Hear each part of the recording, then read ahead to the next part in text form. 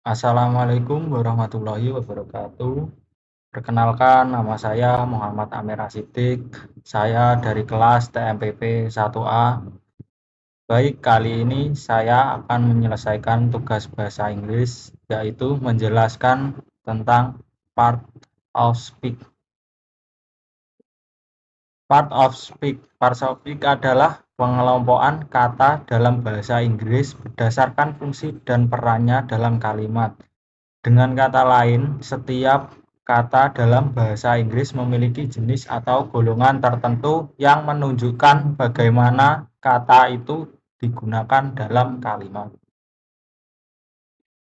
Pola-pola yang terdapat di part of speak. 1. Pola adjektif plus noun. 2. Pola verb plus adverb. 3. Pola posesif.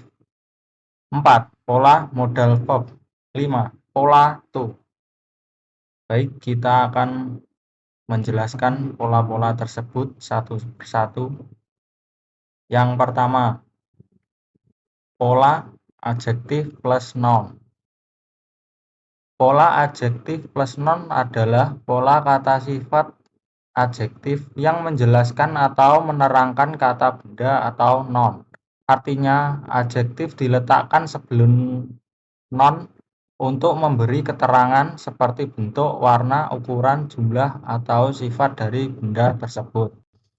Baik, kita masuk ke contoh soal. The student won the competition. Untuk opsi A, intelligence. Untuk opsi B, intelligently. Untuk opsi C, intelligent. Untuk opsi D, intelligence.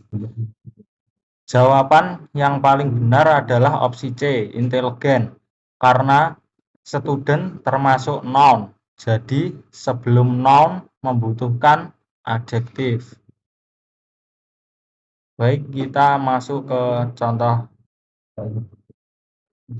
Baik, kita masuk ke pola yang kedua.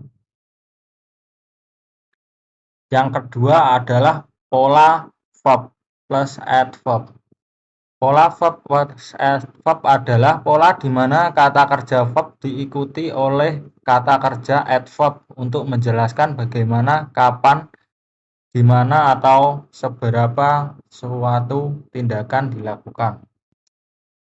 Baik, untuk contoh soalnya yaitu the teacher explained the lesson. Untuk jawaban yang paling benar adalah A, tell free. Baik, kita akan menjelaskan kenapa jawaban yang paling benar adalah A. Karena kita lihat dulu yang jadi patokan adalah kata explained adalah verb. Jadi setelah kata verb selalu diikuti adverb. Untuk yang opsi A, carefully, itu adalah adverb. Untuk yang opsi B, care, adalah adjektif. Jadi itu salah. Untuk yang opsi C, clear, itu adalah verb. Untuk yang opsi D, itu clearing, itu adalah verb. Jadi jawaban yang paling tepat adalah A, clearly, yaitu adverb. Baik, kita lanjut ke pola yang ketiga. Untuk pola yang ketiga adalah pola posesif. Pola posesif adalah bentuk yang digunakan untuk menunjukkan kepemilikan atau hubungan antara seseorang atau suatu benda dengan benda lain. Artinya, menyatakan milik siapa suatu benda itu. Baik, kita ke contoh soal. Untuk contoh soalnya, that house belong to my parents. It is ... Untuk jawaban yang paling tepat adalah A. There, karena there termasuk bentuk pronoun dan menunjukkan kepemilikan. Baik, kita lanjut ke pola yang keempat. Pola yang keempat adalah pola modal verb.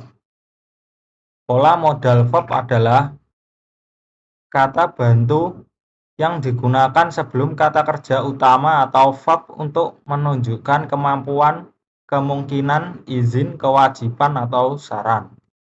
Baik, kita langsung saja ke contoh soal. You bring an umbrella. It is look like rain. Untuk jawaban yang paling tepat adalah jawaban A, shall, karena shall sebaiknya digunakan untuk memberi saran.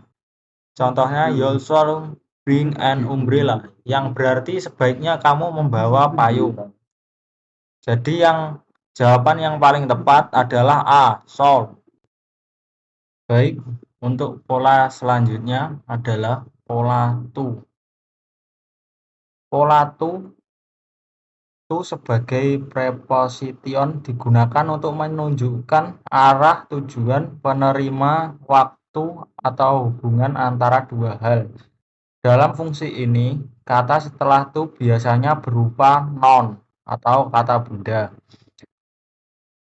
atau verb plus ing. Dua to sebagai infinitif to juga bisa menjadi bagian dari kata kerja yang disebut infinitive verb. Fungsinya untuk menunjukkan tujuan, keinginan, rencana, atau niat melakukan sesuatu. Baik, kita langsung ke contohnya saja. Contohnya yaitu I want to read rights. Jawaban A, eat. Jawaban B, edible. Jawaban C, eater. Jawaban D, edible. Jawaban yang paling benar adalah A, karena to eat termasuk bentuk to infinitive atau to plus verb 1, digunakan setelah kata want untuk menunjukkan keinginan melakukan sesuatu. Jawaban yang lain, contohnya jawaban B, eatable, itu termasuk adjektif. Jawaban C, eater, juga adjektif. Jawaban D, edible, adjektif.